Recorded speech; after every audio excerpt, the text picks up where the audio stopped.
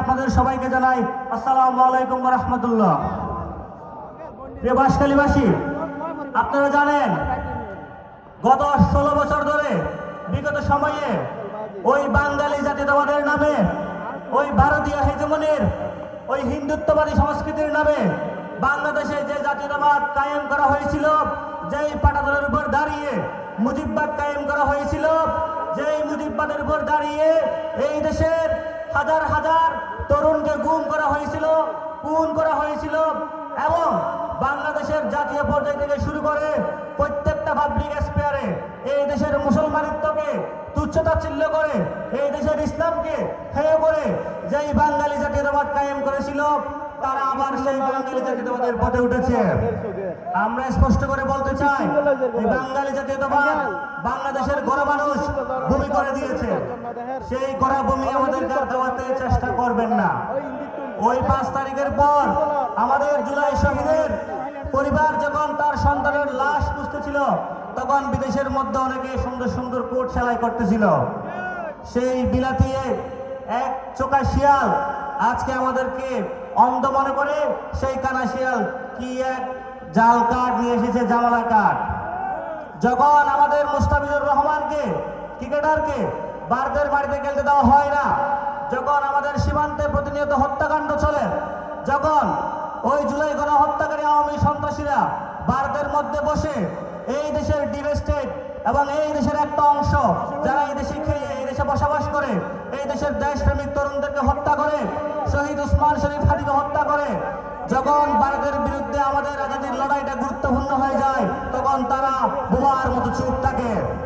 তারা সেই লড়াইকে বাইপাস করে আপনাদের সামনে এক চোখে দেখার জন্য আপনাদের এক কার্ড নিয়ে এসেছে।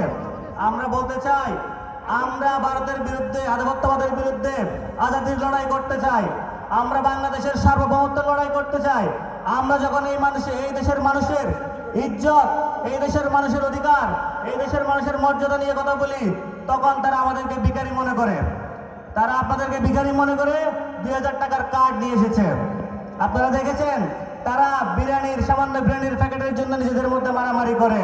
সেই তারাই তাদের দলের বাইরে গিয়ে আপনাদের কি কার্ড দিবে? দিবে না। এই কার্ড আপনার টাকায় আমার টাকায় করা হবে, কিন্তু দেওয়া হবে তাদের দলীয় ফ্যামিলিকে। আপনারা এই ধোঁকাবাজিতে বিশ্বাস করবেন না। যাদের গায়ে 5 তারিখের পরে, যাদের হাতে 250 মানুষের রক্ত লেগে আছে, তাদেরকে বাংলাদেশের জনগণ ভোট দিবে না। আগামীর বাংলাদেশের লড়াই ভারতীয় আধিপত্যবাদের বিরুদ্ধে লড়াই, আগামী বাংলাদেশের লড়াই চাঁদাবাজির বিরুদ্ধে লড়াই। আপনারা দেখেছেন এই বাঁশখালীতে মানুষের ইমোশন নিয়ে এখানে আন্দোলন করে, এখানে লাশ ফেলে পরের দিন রাতে আবার এসালামের সাথে মিটিং করেছে। তারা নাকি লাশের রাজনীতি করে, লাশের রক্তের উপর দাঁড়িয়ে তারা এসালামের টাকা খাইয়ে আবার ইলেকশন করতে এসেছে। তারা আপনাদেরকে বলে বঙ্গোপসাগরে ফেলার জন্য। আমি বলবো, বঙ্গোপসাগরে ফেলে বঙ্গোপসাগরকে দূষিত করবেন না।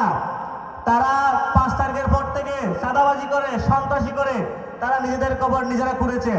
12 তারিখ সামান্য করে ধাক্কা দিবেন, তাদের কবরেই তারা পড়ে যাবে।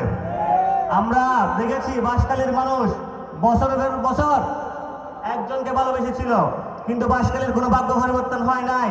তাদের সন্তানেরা বড় বড় গ্রুপ অফ ইন্ডাস্ট্রির মালিক হয়েছে, তাদের সন্তানেরা শিলং চেম্বার অফ কমার্সের সভাপতি হয়েছে, কিন্তু আপনার সন্তান কিচ্ছু হয় নাই।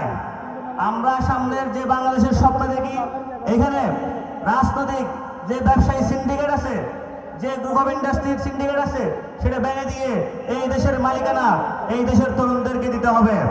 সুতরাং আপনারা ঐক্যবদ্ধ বাংলাদেশের পক্ষে থাকবেন, 11 দলীয় জোটের পক্ষে থাকবেন। ইনকিলাব জিন্দাবাদ।